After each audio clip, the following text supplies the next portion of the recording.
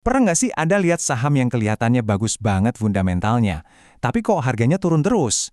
Nah, ini nih teka-teki dari KDB Tifa Finance dengan kode saham TIFA.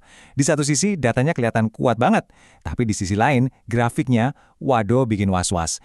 Dalam pembahasan kita kali ini, kita akan coba bedah bareng-bareng ya, apakah TIFA ini sebetulnya peluang yang tersembunyi atau malah sebuah jebakan.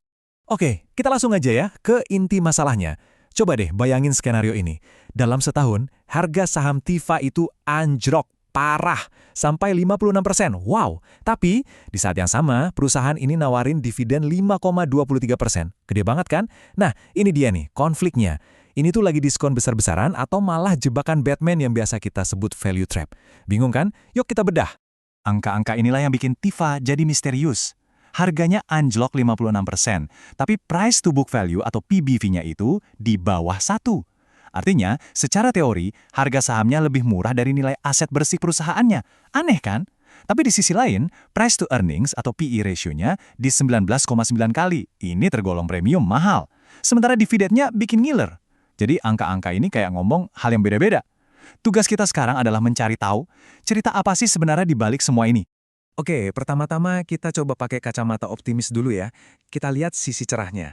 Kenapa sih ada investor yang yakin sama TIFA? Nah, ini dia argumen dari kubu, gubul, atau yang pro. Poin pertama yang bikin para bull senyum-senyum itu ya ini, PBV 0,97 kali.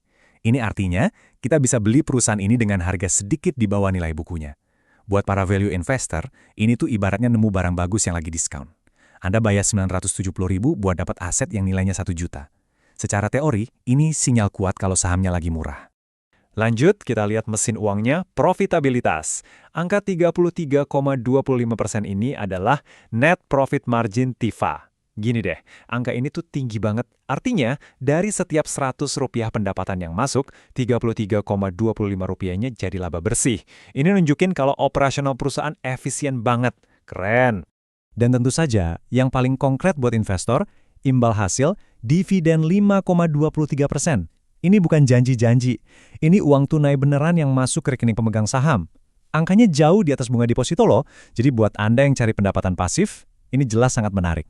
Nah, sekarang biar lebih afdol, kita bandingkan TIFA sama teman-temannya di industri yang sama.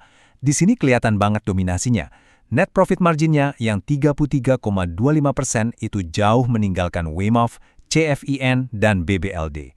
Begitu juga dengan return on asset atau ROE-nya.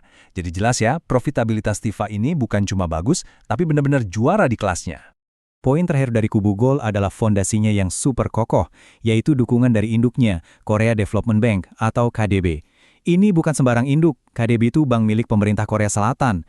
Jadi ini bukan cuma soal nama besar, tapi artinya TIFA punya akses ke pendanaan yang stabil dengan bunga yang kompetitif. Dalam bisnis pembiayaan, ini adalah keuntungan yang luar biasa besar. Oke, tadi kita udah lihat semua yang bagus-bagus. Sekarang saatnya kita balik koinnya dan intip sisi gelapnya. Nah, ini argumen dari kubu bear, yang pesimis, yang menyoroti semua risiko dan tanda bahaya di saham TIFA. Argumen pertama dari kubu bear langsung kelihatan jelas banget di sini. Valuasinya mahal.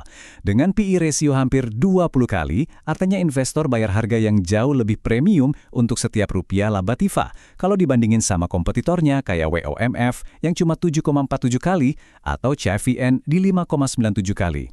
Pertanyaannya jadi begini, apakah premi semahal ini sepadan dengan kualitasnya? Poin kedua yang harus kita waspadai betul-betul adalah likuiditas. Rata-rata volume perdagangan harian saham TIFA itu cuma sekitar 287.000 lembar. Angka ini terus terang sangat rendah. Terus apa artinya likuiditas rendah ini buat kita para investor? Gampangnya gini, saham TIFA ini sepi. Susah banget kalau mau beli atau jual dalam jumlah besar tanpa bikin harganya goyang-goyang. Jadi kalau Anda butuh keluar masuk posisi dengan cepat, ini bisa jadi masalah besar. Selain itu, harga saham yang sepi begini jadi lebih gampang naik turun secara drastis, alias lebih volatil. Tapi, dari semua argumen kubu-kubu bear, ada satu ancaman yang paling besar dan paling nyata.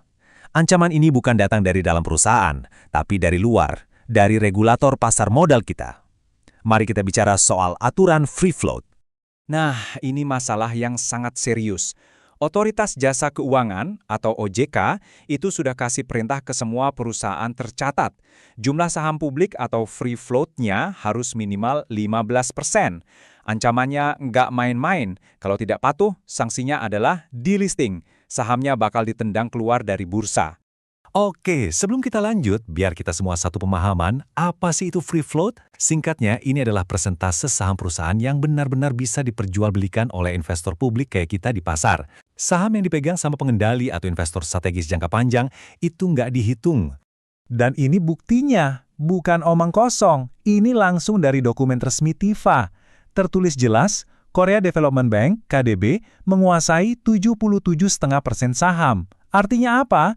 Artinya saham yang beredar buat publik alias free float-nya itu kecil banget, jauh di bawah syarat minimal 15% dari OJK. Jadi, ancaman delisting ini beneran, bukan cuma gosip. Ini resiko nyata, hitam di atas putih. Oke, kita sudah bedah argumen yang pro, argumen yang kontra, dan ancaman paling besarnya. Sekarang gimana caranya kita pakai semua info ini buat mengambil keputusan? Yuk, kita rangkum dalam sebuah kerangka yang sederhana.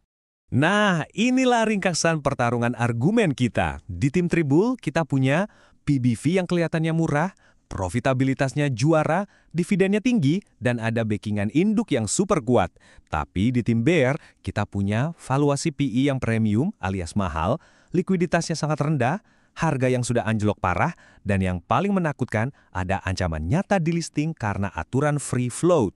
Pada akhirnya, semua keputusan kembali ke tangan Anda masing-masing. Pertanyaannya sekarang bukan lagi apakah TIFA saham bagus atau jelek, tapi lebih ke apakah TIFA ini saham yang cocok untuk Anda? Apakah Anda tipe investor penyabar yang percaya sama fundamental dan dukungan KDB dan siap menghadapi resiko likuiditas dan regulasi? Atau Anda tipe investor yang lebih suka main aman, yang pilih saham liquid dan menghindari ketidakpastian? Coba renungkan profil resiko Anda dan di sanalah Anda akan menemukan jawabannya.